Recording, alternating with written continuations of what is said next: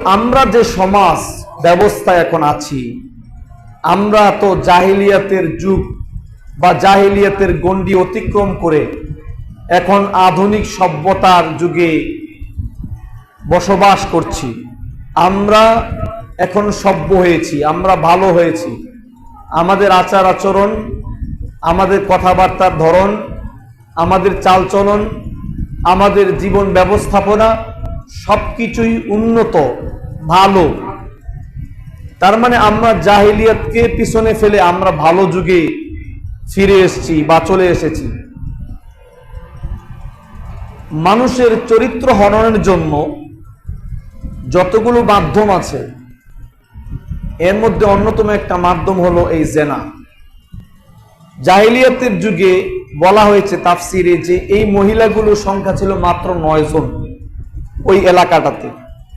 তারা যে জেনা করত, ব্যভিচার করত, হারাম কাজ করত, এইটা তারা ওইখানেই করত। তাদের জেনাটা দূরে যায় নাই, প্রসারিত হয় নাই, বিস্তার হয় নাই।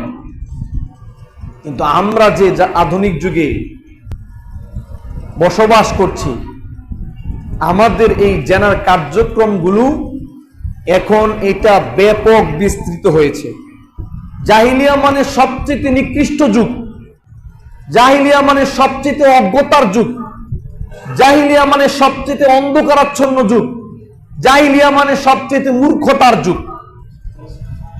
সেই মূর্খতা, অজ্ঞতা আর অন্ধকারাচ্ছন্ন যুগের জেনা ব্যভিচার ছিল একটা গণ্ডির ভিতরে।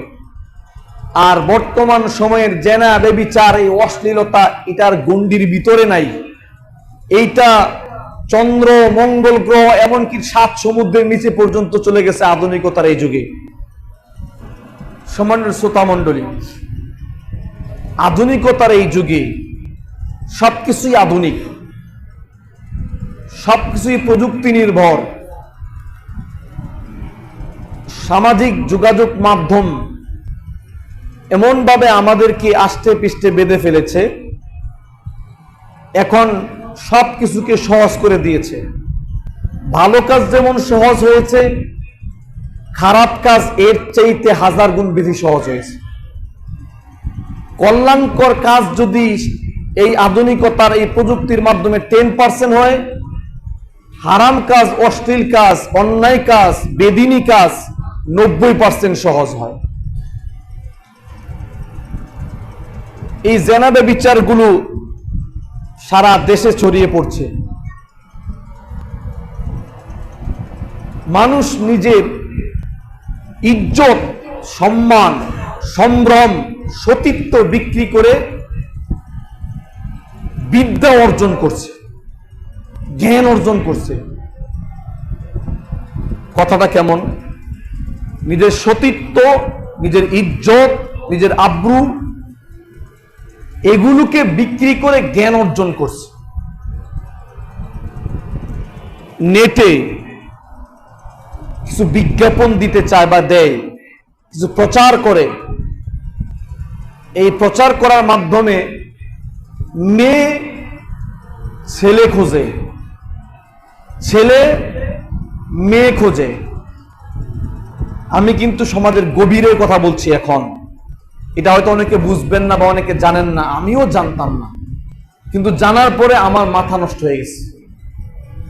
আমি জানতাম না, বুঝতাম না, কিন্তু জানার পরে মাথা নষ্ট হয়ে গেছে যে এই পর্যায়ে এগুলো চলছে।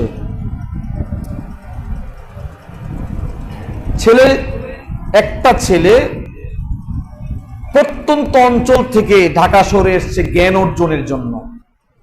একটা মেয়ে প্রত্যন্ত অঞ্চল থেকে এসেছে জ্ঞান অর্জনের জন্য, ঢাকা শহরে বা বড় বড় শহরে আসছে জ্ঞান অর্জনের জন্য। সেখানে এই ছেলেকে ধরা বাঁধা নিয়মের মধ্যে ফেলা যায় না, কারণ এখানে তার কোনো গার্ডিয়ান নাই, অভিভাবক নাই। সে হলো স্বাধীন, সে যে ভার্সিটিতে পড়ে ওখানেও স্বাধীন। সুতরাং তার যখন যেখানে ইচ্ছে সে সেখানে যেতে পারে, যেখানে ইচ্ছে সেখানে থাকতে পারে।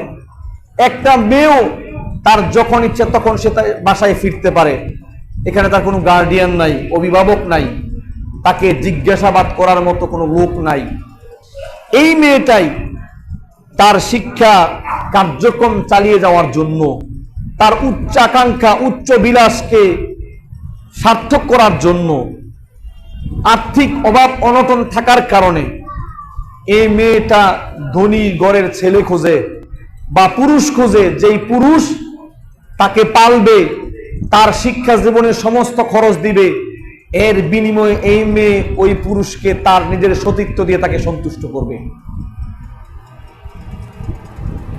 আবার ঠিক একইভাবে কিছু যুবক যারা আর্থিক অভাব অনটনের কারণে ঢাকা শহরে যেই ভার্সিটির লেভেলের যে শিক্ষা ব্যবস্থা, যে বিশাল ব্যয়ভার, এটাকে মিটানোর জন্য তারাও কিছু অবৈধ পন্থা অবলম্বন করে এবং কিছু ধনী ঘরের মহিলাদেরকে তারা আমন্ত্রণ জানায়।